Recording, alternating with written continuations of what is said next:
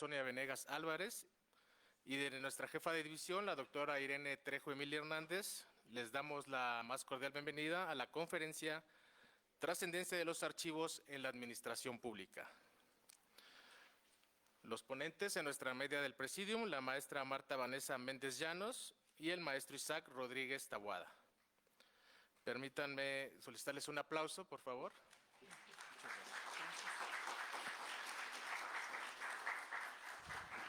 Voy a leerles una breve síntesis curricular.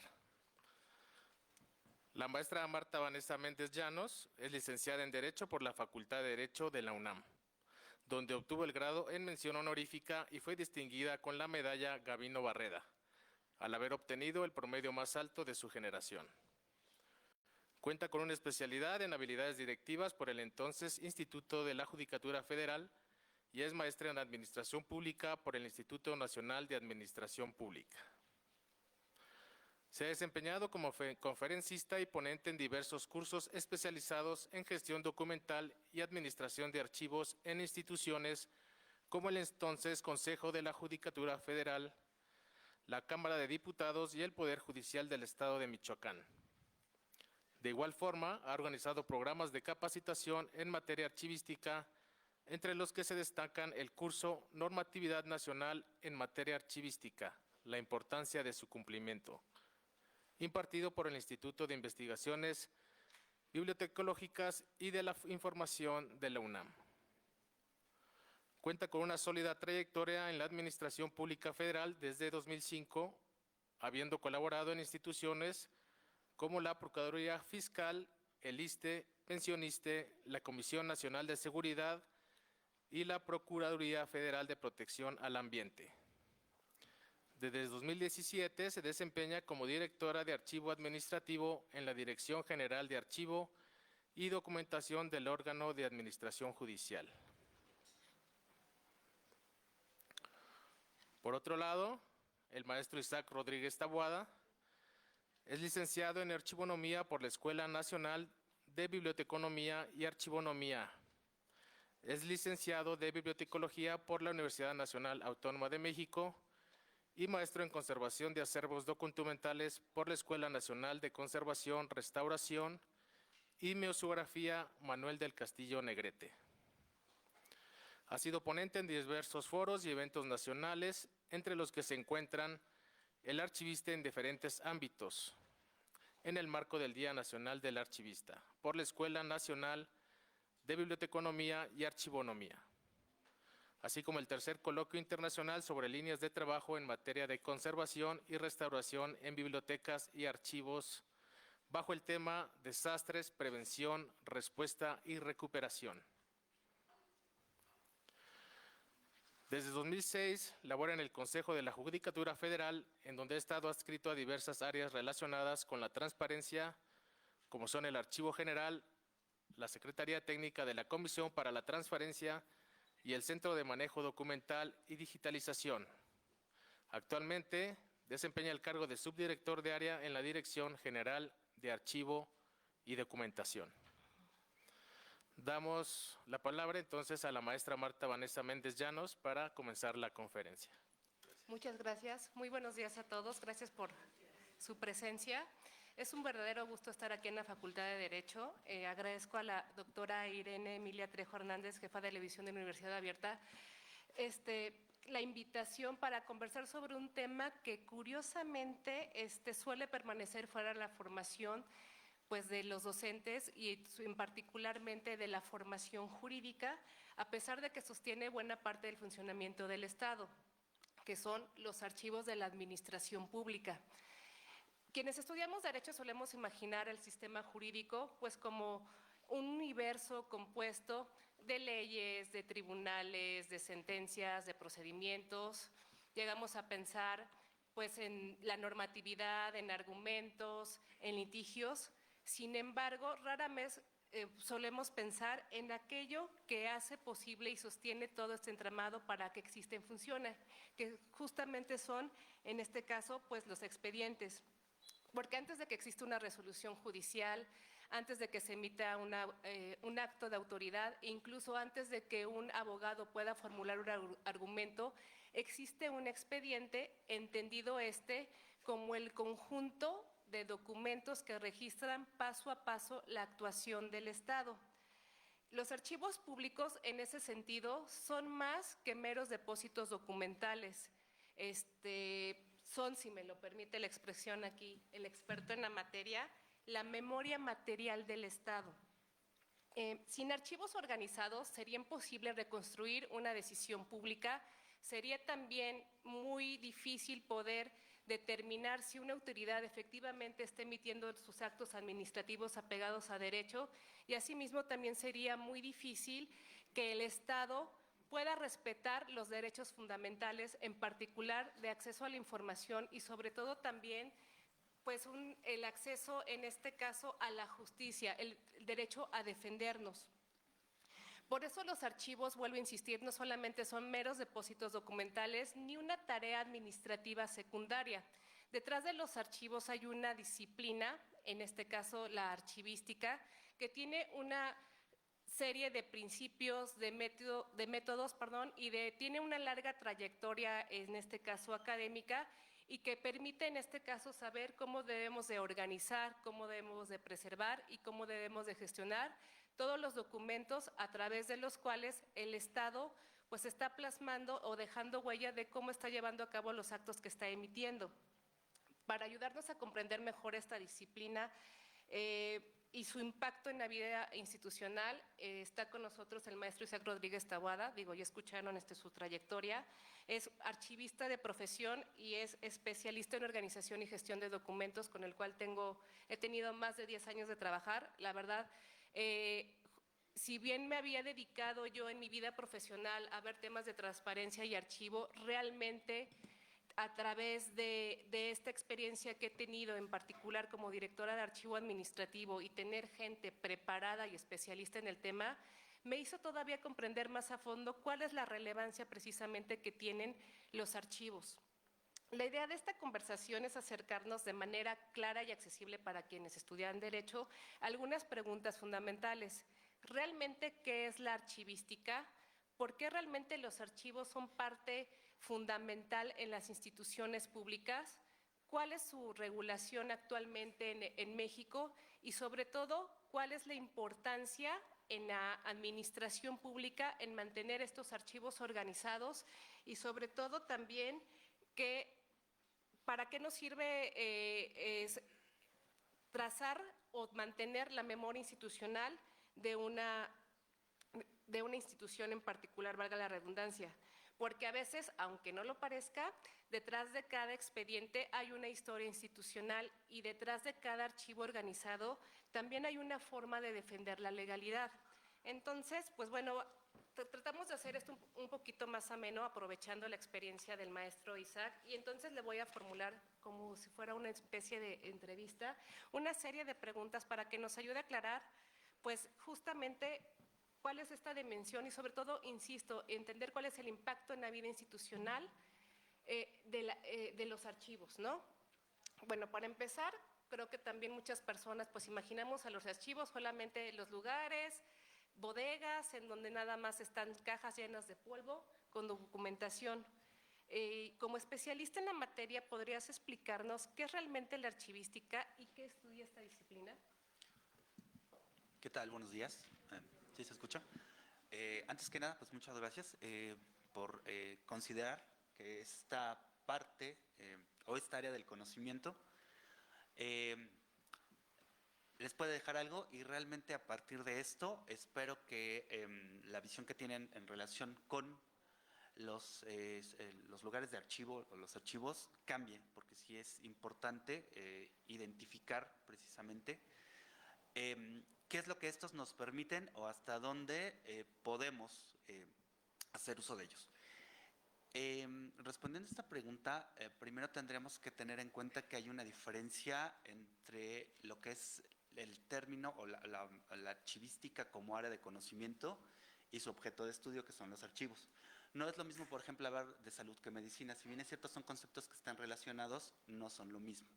En este caso, la archivística como área ya formal del conocimiento es relativamente reciente, junto con muchas de las ciencias sociales, que surgen precisamente a partir del siglo XIX, cuando se empiezan a conformar ya de manera más sistemática los conocimientos humanos. Si bien es cierto, anteriormente existían áreas como las matemáticas, o existía, por ejemplo, la historia, o existía la poesía, ¿no? De hecho, en muchas sociedades, sobre todo, por ejemplo, la griega y la romana, de la cual somos herederos directos, ya existían grandes historiadores y matemáticos, pues no existían como tal las ciencias como las conocemos ahora, ¿no? Como lo que era la biología, ¿no? Que se le llamaba naturalismo, o a la química, ¿no? Que se le llamaba alquimia.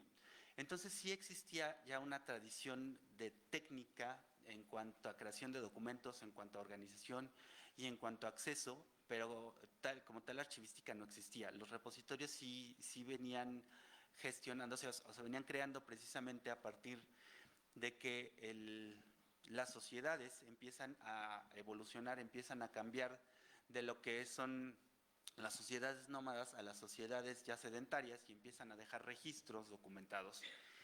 Y tienen la necesidad precisamente de que esos documentos se conserven, porque precisamente la forma en que transmitían hacia sus descendientes el legado de lo que iban haciendo.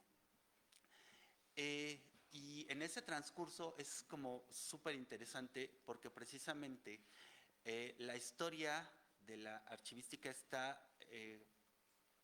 prácticamente ligada a lo que es la historia ya como tal documentada de la humanidad. Si bien es cierto, anteriormente había registros que quedaban como aislados de los contextos. En el momento en que empieza a haber ya un registro documental de qué se va haciendo, quién lo va haciendo, empiezan a formarse archivos, porque además también aquí hay algo muy interesante. El saber leer y escribir no era una habilidad que fuera para todos los integrantes de la sociedad.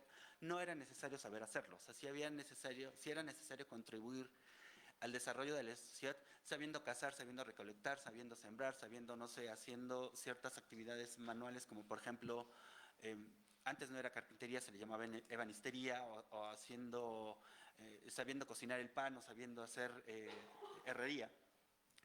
Pero eso se transmitía de manera oral de generación en generación. Entonces, eran muy pocas las personas que dentro de las sociedades tenían la habilidad de poder plasmar en un soporte cierta información. Y de hecho también esto se vincula con la creencia de que el poder hacerlo era una cuestión mágica, era una cuestión mágico-religiosa.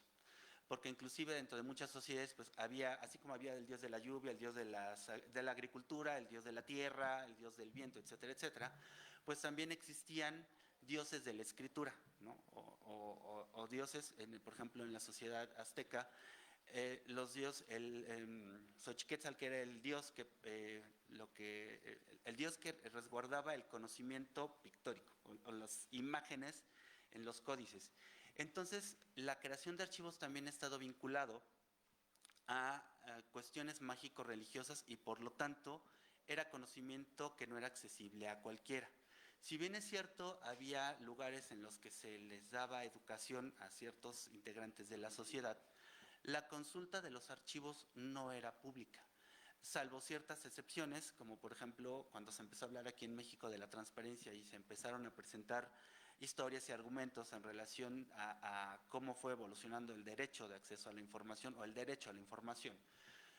Uno de los casos que siempre mencionaban era pues el de las comunas italianas, del 1300, no recuerdo exactamente qué año, que eran de los pocos lugares en donde los ciudadanos tenían derecho a consultar la información para utilizarla en su beneficio, pero en general eran espacios restringidos, porque los archivos estaban siempre vinculados, o estaban contenidos dentro de templos y palacios, que no en todas las sociedades eran lugares de acceso abierto. En el caso, por ejemplo, de la cultura griega, sí eran espacios públicos en donde precisamente los ciudadanos, y recordemos que no cualquiera tenía el carácter de ciudadano, había que cumplir con ciertos requisitos. Primero había que ser hombre, ¿no? Segundo, había que ser parte precisamente de la sociedad griega, es decir, si tú eras un hombre pero habías sido conquistado, es decir, eras un esclavo, pues obviamente no eras considerado ciudadano y no tenías derecho a consultar la información.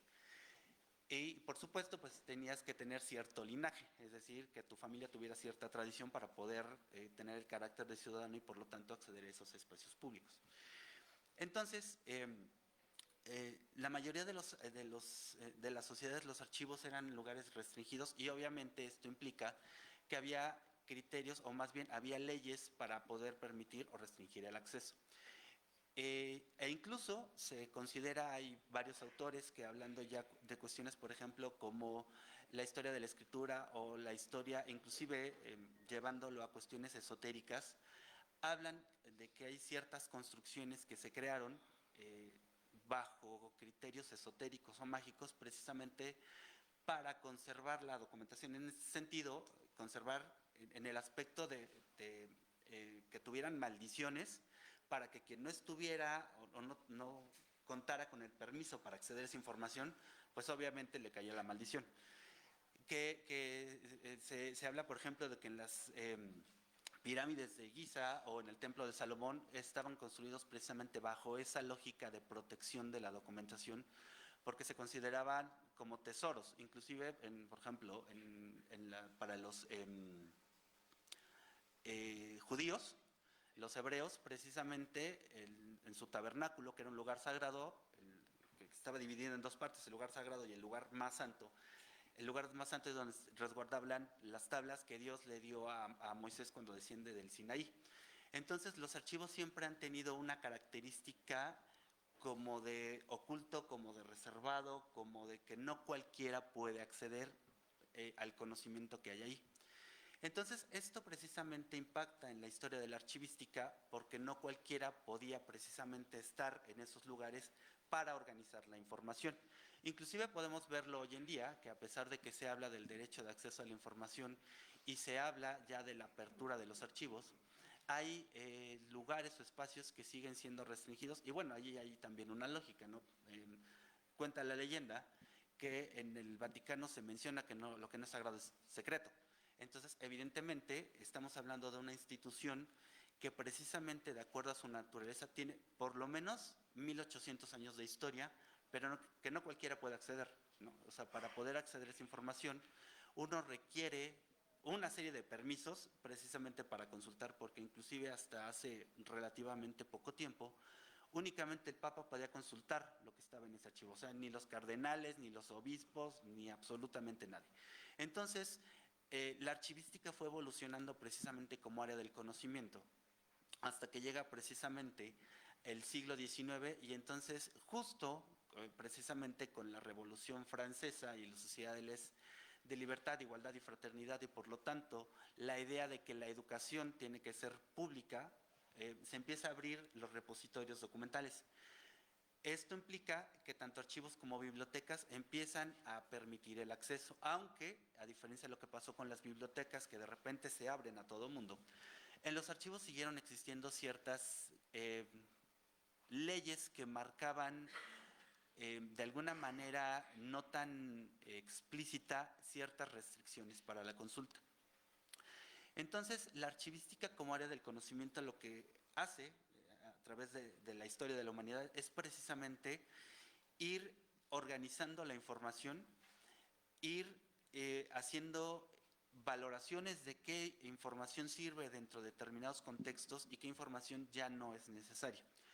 Entonces, la idea del archivista como una persona que únicamente está en un lugar oscuro, metiendo papeles en un folder, cosiendo y entresellando, si bien es cierto es una parte técnica que tiene la disciplina, para llegar a esa parte tan técnica y operativa hay que pasar por una parte intelectual de organización. Todas las áreas del conocimiento tienen una parte muy técnica, ¿no? Pensamos, por ejemplo, un médico o una enfermera pues no estudió tantos años para tomarnos los generales, ¿no? O sea, eso de tomar la temperatura, la presión, o sea, cualquiera de nosotros con un cursito de 15 minutos lo hace.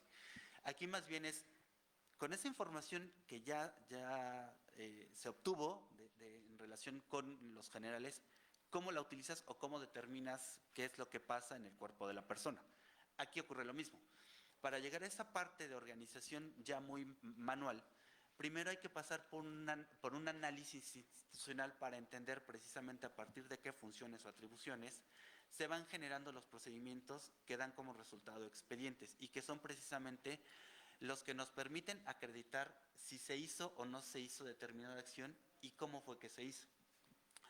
Entonces, la archivística precisamente es lo que proporciona, ¿no?, digamos, al entramado de conocimiento humano, que nos permite identificar a partir de registros documentales cómo es que las sociedades han cumplido o no con aquello para lo que fueron creadas. Perfecto. Muy bien, creo que nos quedó bastante claro la evolución y sobre todo la importancia, ¿no?, que ha tenido los archivos y que, insisto, no es una tarea menor y pues data de varios años, ¿no?, de importancia y pues incluso la secrecía que ha llegado a caracterizar este tipo de disciplina. Ahora vamos a dar un salto hacia la actualidad. De tu experiencia o desde tu experiencia profesional, ¿por qué los archivos son indispensables para el funcionamiento de las instituciones públicas? Tomando como antecedente justo esta evolución que ha tenido la archivística como disciplina. Realmente, si no tenemos documentado algo, es muy fácil que lo olvidemos, ¿sí? Habrá cosas, por ejemplo, que no sé, resguardamos en nuestras cosas, las olvidamos y cuando empezamos a depurar, empezamos a ver objetos y de repente nos llegan flashazos de memoria. Ah, pues este palillo que tengo aquí es de la primera vez que rompí ¿no?, que estábamos cenando, ¿no? A lo mejor el ejemplo es como muy coloquial, pero justo si no hay archivos y si no hay criterios precisamente para llevar a cabo bajas documentales, que es el término dentro de la disciplina, para poder destruir información, es muy fácil que tanto la sociedad como las instituciones olviden por qué estamos en determinado punto o qué fue lo que se hizo para llegar a este punto. Es muy interesante ver cómo cada vez que cambian en las instituciones los funcionarios que llegan, el primer argumento que dicen: llegué y todo era un desastre, todo estaba mal, no había ni pies ni cabeza, o sea, todo era un relajo. La manera realmente de comprobar eso es a través de los expedientes.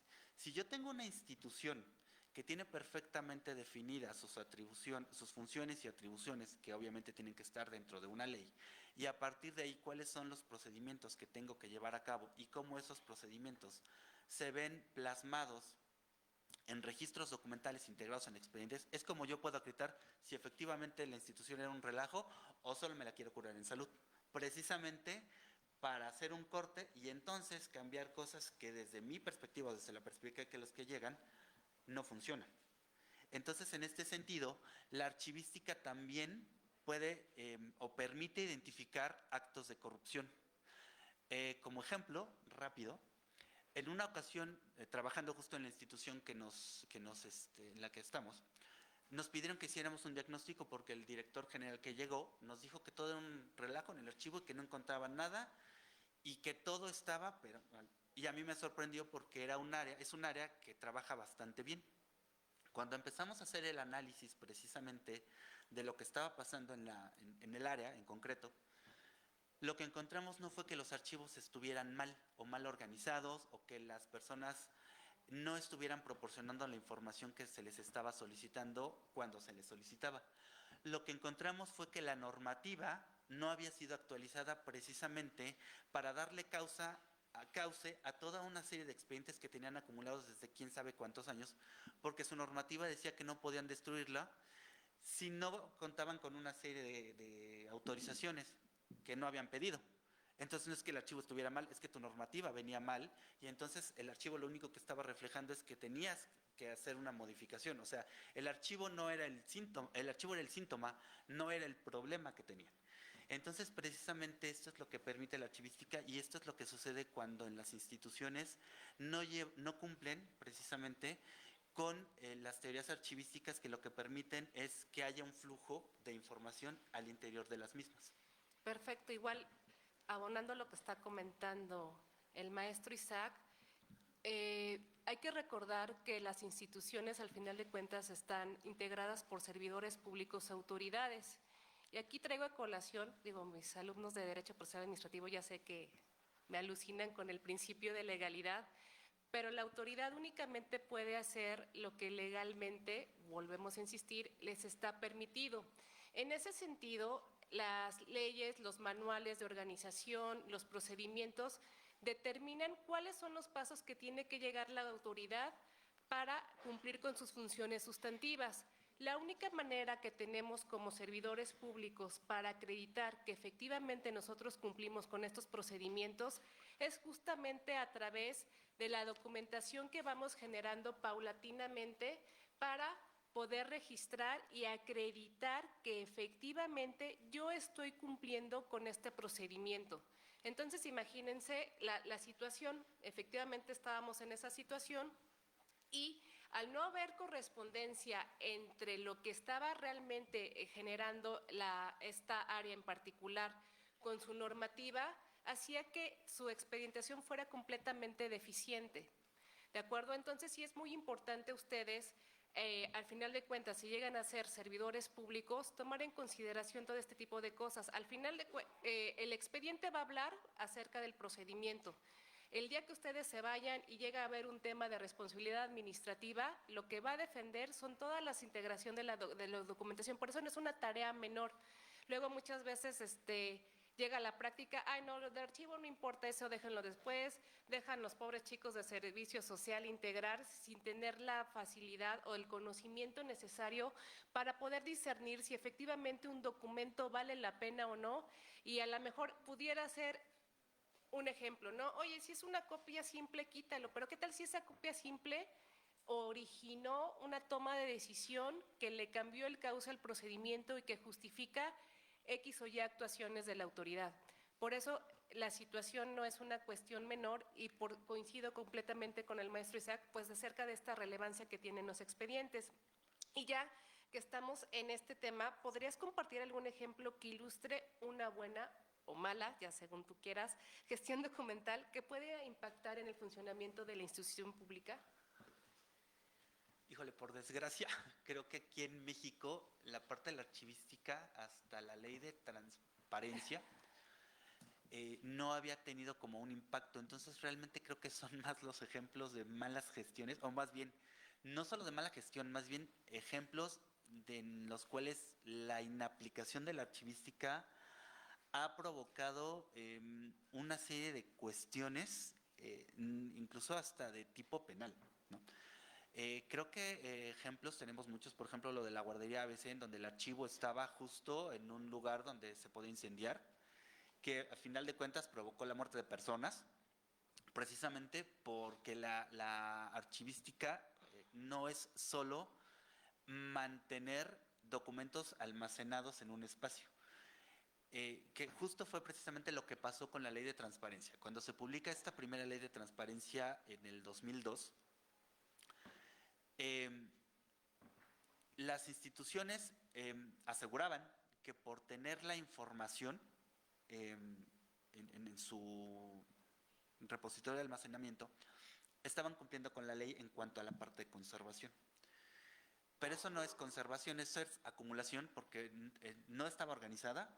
Las condiciones en las que se encontraba, lo que hacían era que se deteriorara el documento, entonces a la hora que iban lo recuperaban, o estaba mordisqueado por ratones, o ya nada más lo sacaban y eran pedacitos de confeti porque el papel ya se había degradado, y entonces ya no había posibilidad de que esa información se pudiera consultar.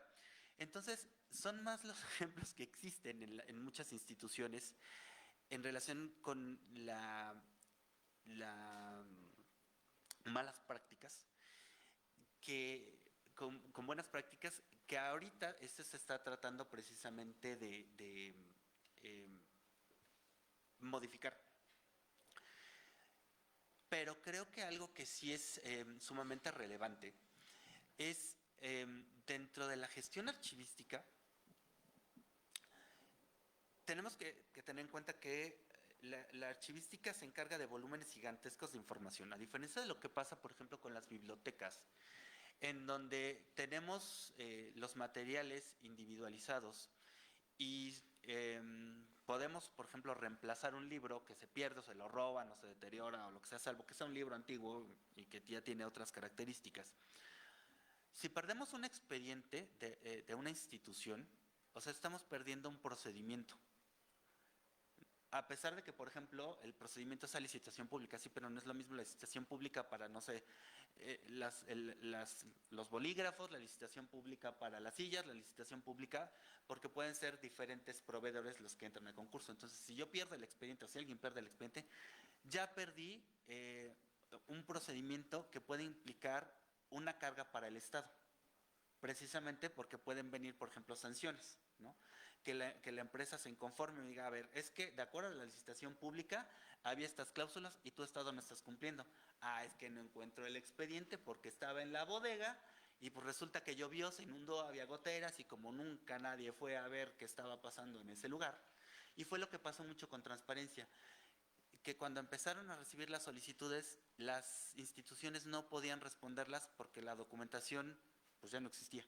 O sea, estaba la caja, la abrías y había ahí un masacote de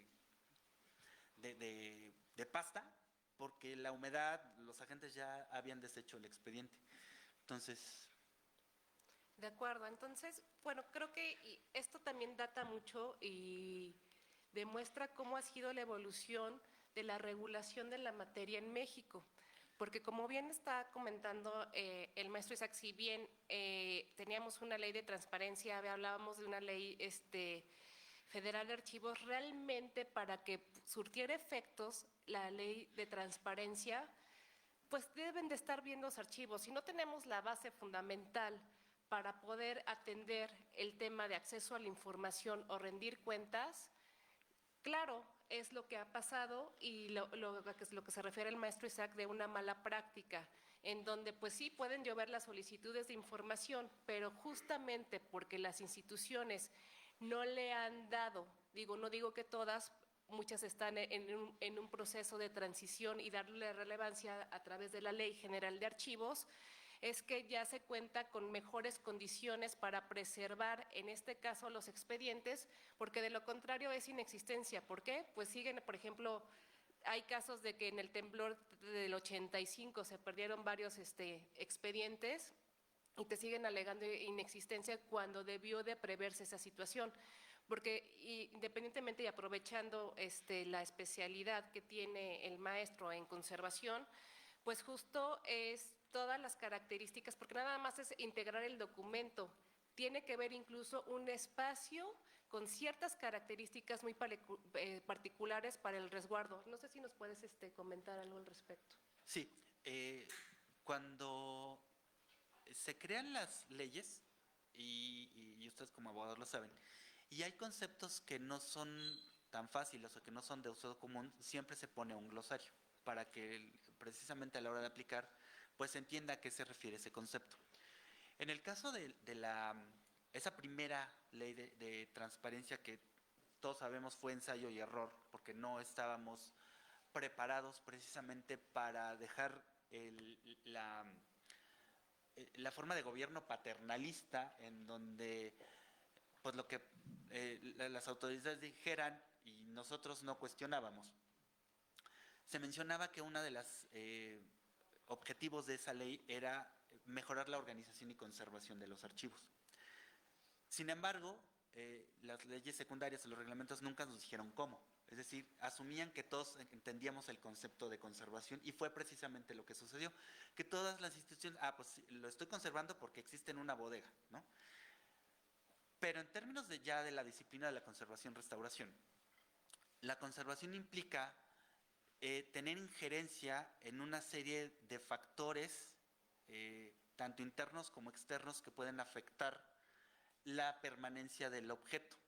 Es decir, tengo que controlar quién accede al repositorio, bajo qué criterios se accede, cuáles son las condiciones de luz, humedad, temperatura, iluminación, limpieza, fumigación que hay precisamente para evitar el deterioro. En el caso de la mayoría de las instituciones, su documentación estaba en bodegas adaptadas. Lo único que llegaban sí a mantener en mejores condiciones era aquella que habían identificado como histórica y que tenían que pasar por ley al Archivo General de la Nación ya para su resguardo definitivo.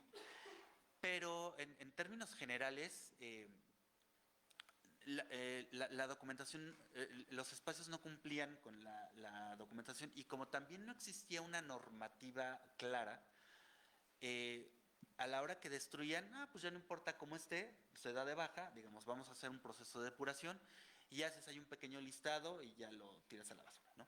Pero ahorita las reglas han cambiado. Entonces, ahorita, de acuerdo con la propia normativa, ya existen la posibilidad de que los órganos de control precisamente fiscalicen los espacios de archivo para ver si cumplen o no, y en su caso, que se establezcan procedimientos de responsabilidad. Ojo, que hay que tener una cosa muy clara. Una cosa es que esto esté en una ley de archivos y otra cosa es que el archivo como tal lo tenga que hacer. No significa necesariamente eso, significa que hay varias áreas que tienen que trabajar en conjunto precisamente para la conservación de archivos. Y en este caso tendrán que ser, por ejemplo, el área de archivo en coordinación con el área de recursos materiales, o quien se encargue del mantenimiento de los edificios, precisamente para que en coordinación vean cuáles son las condiciones en las que se encuentran y de qué manera estas condiciones se pueden mejorar precisamente para darle cumplimiento a una normativa. De acuerdo. Entonces, digamos que justo la Ley General de Archivos ahora prevé las sanciones administrativas que se dan precisamente por no conservar o no mantener los expedientes. E igual, por eso les decía yo al inicio que se llega lamentablemente a considerar todas las acciones o todos los procedimientos archivísticos como una tarea administrativa secundaria. Tan no es secundaria que cualquier persona que esté trabajando en administración pública, federal, estatal o municipal, dentro de sus funciones como servidor público, tiene que llevar a cabo las funciones de archivo. Es sí o sí, de ahí la importancia de conocer este tema. Y ya que tocamos la Ley General de Archivos y pues esta ahora nueva obligación, incluso disposición, en donde ya faculta a los órganos internos de control o equivalente de los sujetos obligados justo a revisar que cumplan efectivamente con esta debida organización y resguardo de los archivos. ¿Qué otras disposiciones de la Ley General de Archivos consideras que son novedosas y que vienen a fortalecer precisamente pues esta protección que deben de tener los expedientes? Híjole, realmente la ley de archivos, bueno, ahorita tenemos una ley. Anteriormente esta ley, Ley General de Archivos, anteriormente esta ley lo que había era una ley federal. Esta ley federal se publica 10 años después de la ley de transparencia, precisamente porque se dieron cuenta que iniciamos al revés. Es decir, primero debimos haber organizado los archivos, ver en qué estado se encontraban, ver quiénes estaban a cargo de los mismos para poder cumplir con los periodos que establecía la ley. Pero anteriormente a esto, lo único que existían eran unas normativas, sobre todo restrictivas, en este caso, por ejemplo, el Código Penal, que lo único que indicaba era que como servidor público no podías divulgar la información, no podías destruirla, no podías ocultarla, etcétera, etcétera, y tenías que conservarla, pero volvemos a lo mismo, no nos decía cómo tengo que conservarla.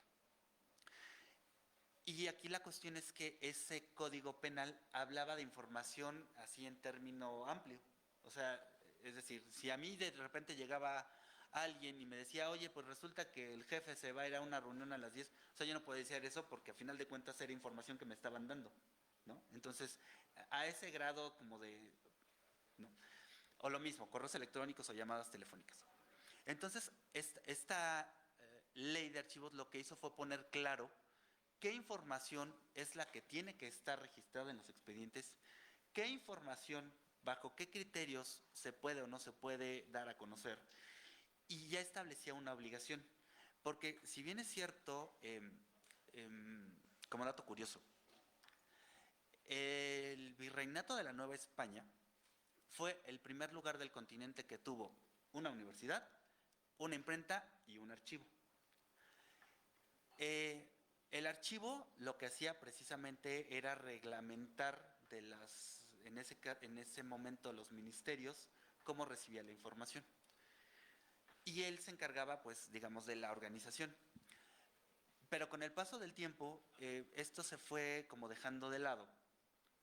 Y si bien es cierto, el Archivo General siguió emitiendo reglamentaciones para las instituciones federales de la administración pública, es decir, ni la Cámara de Diputados, ni senadores, ni el Poder Judicial eran sujetos obligados. Tampoco tenían como tanto eco dentro de las secretarías de Estado, a pesar de que en los 80, con la denominada reforma administrativa, lo que se pretendía precisamente era que los procedimientos fueran mucho más eficientes y que se llevaran a cabo procedimientos de organización archivística. Pero como no había una reglamentación como tal, una ley o una norma que obligara a las instituciones, pues podían o no hacerlo. Cuando llega esta ley, ya se vuelve una obligación de las instituciones llevar a cabo procedimientos, es decir, aplicar la archivística como parte de la gestión institucional. Entonces ese cambio ya fue, digamos, un parteaguas en la manera en que actualmente se está llevando a cabo los procesos dentro de las instituciones en cuanto a la gestión archivística documental. Perfecto.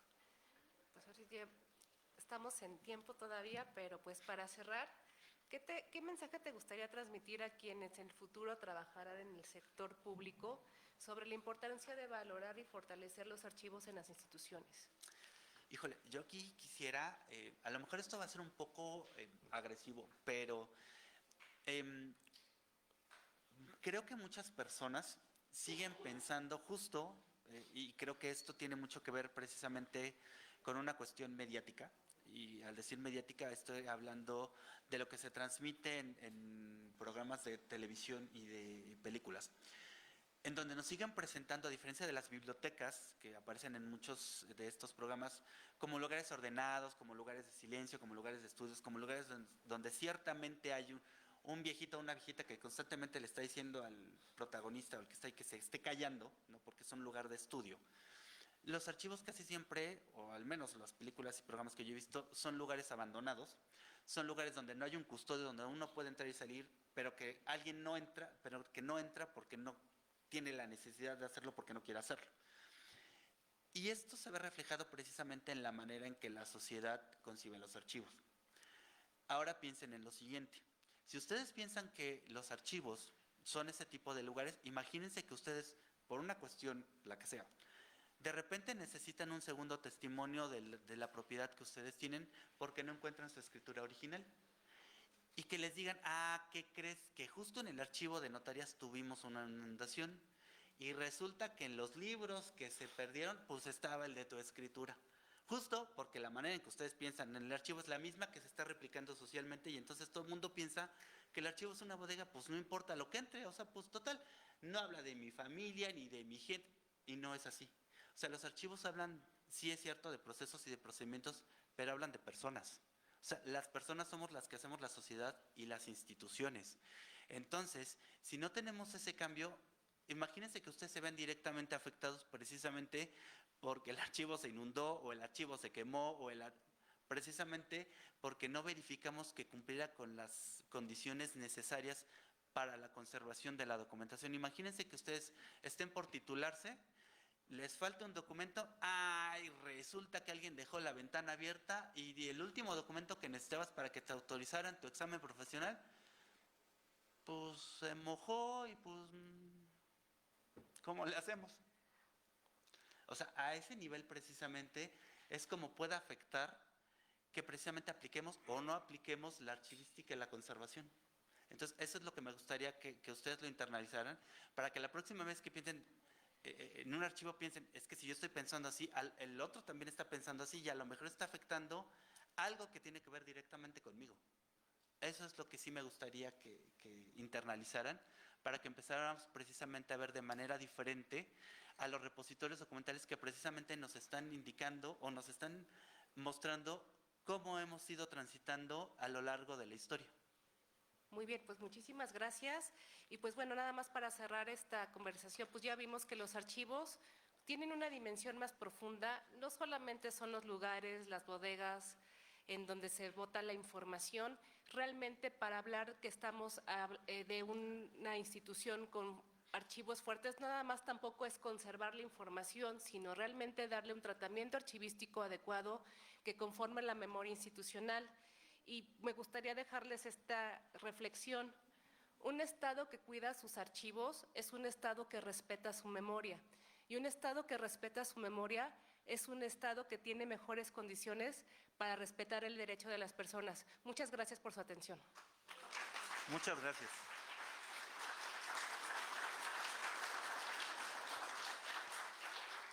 No sé si de las personas que nos acompañan alguien quiere participar, alguna pregunta en particular.